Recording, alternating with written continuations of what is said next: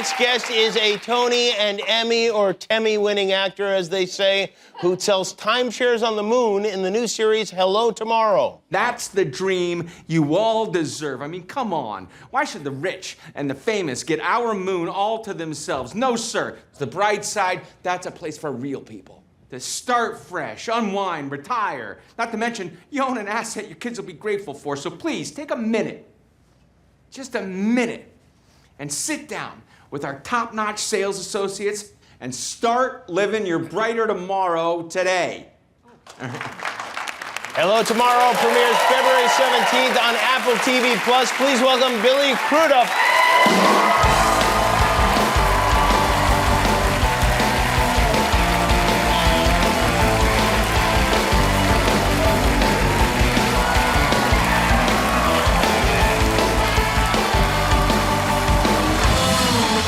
Hey, Have you ever had a lap dance from a man?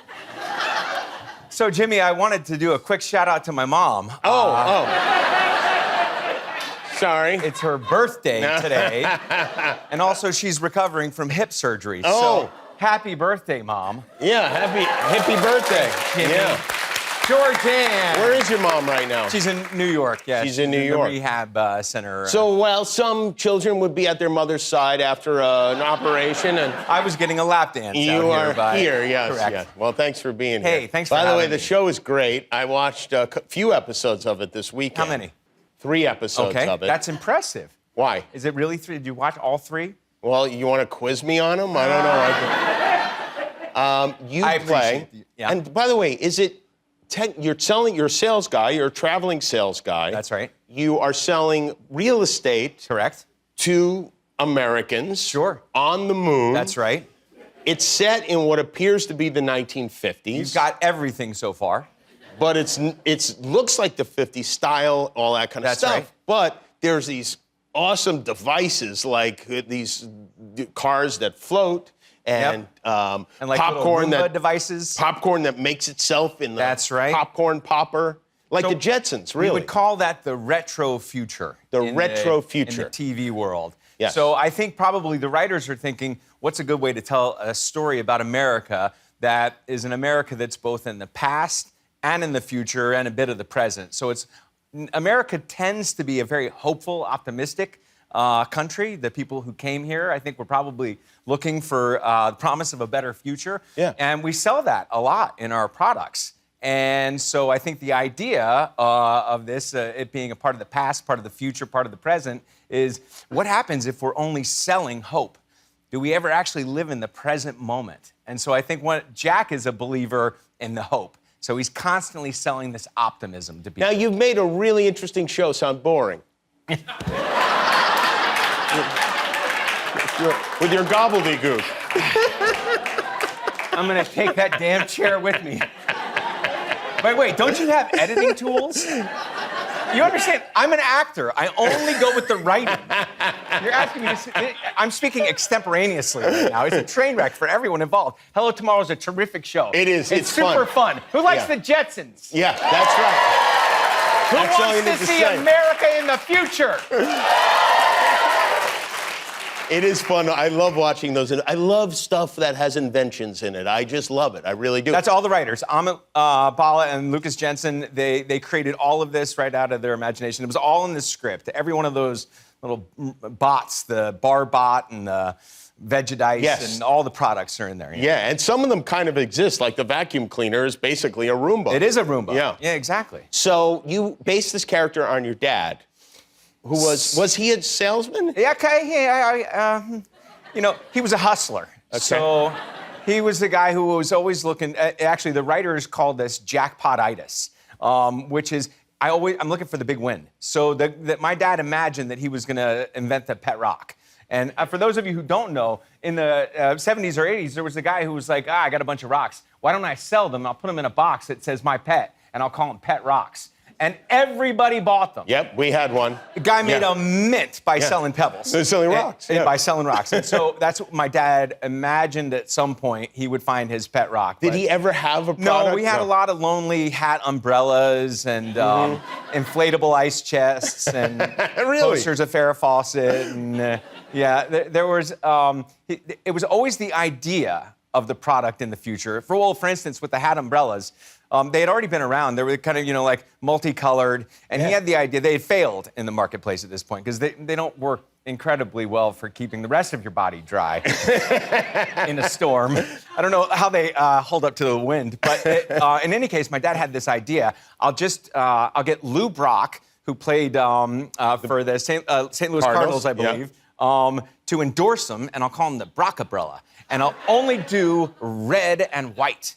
And so he got Lou Brock somehow, too. What? I guess because my dad was a hustler. Come on. Yeah, he was also a gambler and a loan shark, and so he had a lot of different angles. And Lou Brock did like. Lou Brock endorsed the Brock-umbrella. Are you kidding me?